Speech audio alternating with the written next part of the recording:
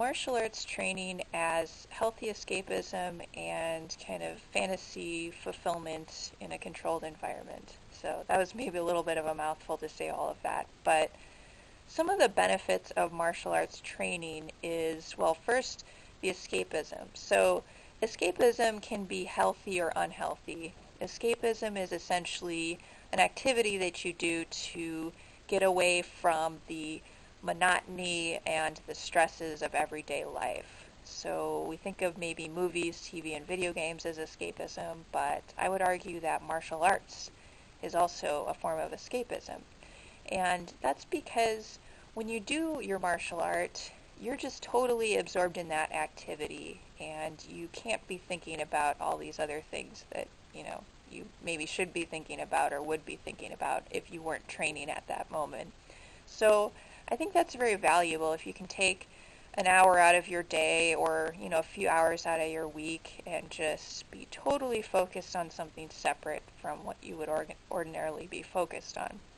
So it's very healthy for your brain, and it can allow you to return to all the tasks you need to do with kind of a new perspective in some cases, and just refreshed and happier. So that's a nice value of martial arts training.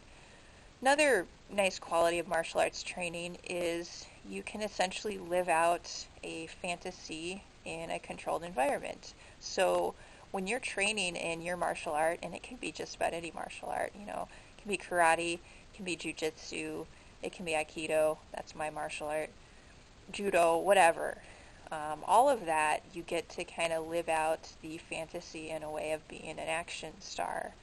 And you probably have some kind of sparring, or in aikido we don't do sparring, but we do some freestyle work where different attackers will come at us and we have to defend against it. And it's kind of like living out a fight scene from, I don't know, a Jackie Chan movie, or just a variety of action movies.